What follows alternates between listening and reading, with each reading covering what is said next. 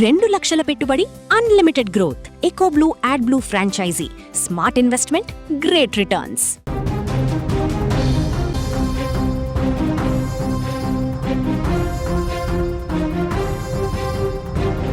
తొమ్మిదేళ్ల ప్రేమ వివాహం, కళ్ల ముందే తిరుగాడే 4 ఏళ్ల ముద్దుల పాప.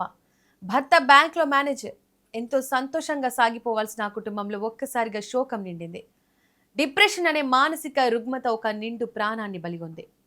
టెర్రస్ ఎక్కుతూ సీసీటీవీ కెమెరాలో రికార్డైన చివరి దృశ్యాలు చూస్తున్న ప్రతి ఒక్కరి గుండెను పిండేస్తున్నాయి.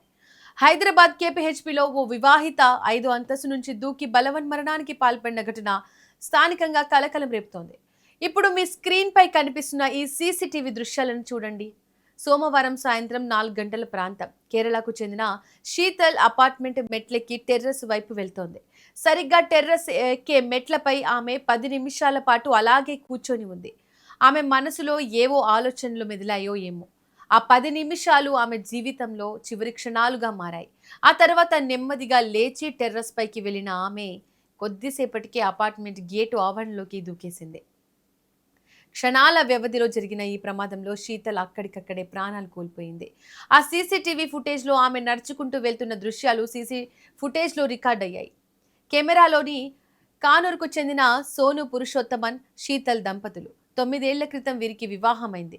వీరికి 4 ఏళ్ల చిన్నారి పాప ఉంది. భర్త సోను పురుషోత్తమన్ ఎస్బీఐలో డిప్యూటీ మేనేజర్గా పనిచేస్తున్నారు. భార్య, కుమార్తెతో పాటు తన తల్లిదండ్రులతో కలిసి కేపీహెచ్బీ 6వ ఫేజ్లోని ఓ అపార్ట్మెంట్లో 5వ అంతస్తులో వీరు నివాసం ఉంటున్నారు. బయటకు చూసేందుకు అంతా సంతోషంగా ఉన్న కుటుంబంలాగే కనిపించింది. కానీ శీతల్ గత కొంతకాలంగా తీవ్రమైన డిప్రెషన్తో బాధపడుతున్నారు. ఆ మానసిక కుంగుబాటు నుంచి బయటపడేందుకు ఆమె డాక్టర్ల పర్యవేక్షణలో మందులు కూడా వాడుతున్నారు. అయినప్పటికీ ఆ డిప్రెషన్ ఆమెను ఎంతలా కమ్మేసిందంటే కన్న బిడ్డను, భర్తను కూడా మర్చిపోయేలా చేసింది. ఇక సమాచారం అందుకున్న వెంటనే కేపీహెచ్బీ ఎస్ఐ శశిధర్ తన సిబ్బందితో కలిసి ఘటనా స్థలానికి చేరుకున్నారు. అపార్ట్మెంట్ ప్రాంగణంలో రక్తపు మడుగులో పడి ఉన్న శీతల్ మృతదేహాన్ని పరిశీలించారు.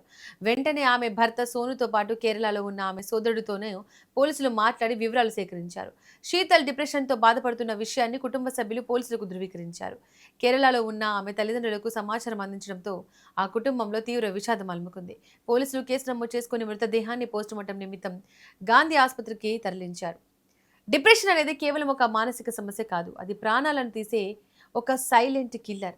చిన్న చిన్న సమస్యలకే కుంగిపోయి ఇలాంటి నిర్ణయాలు తీసుకుంటే వెనక మిగిలిపోయే ఆ పసిపాప పరిస్థితి ఏంటి? భర్త, కుటుంబ సభ్యుల వేదన వర్ణనాతీతం. జీవితంలో ఎలాంటి కష్టాలు వచ్చినా సమస్యలను ఎదుర్కోవాలి, కానీ ఇలా తనువు చాలించడం ఎవరికీ పరిష్కారం కాదు. ఏదేమైనా ఊరు కాని ఊరు, రాష్ట్రం కాని రాష్ట్రం వచ్చిన శీతల్ ఇక్కడ ప్రాణాలు తీసుకోవడం నిజంగా బాధాకరం.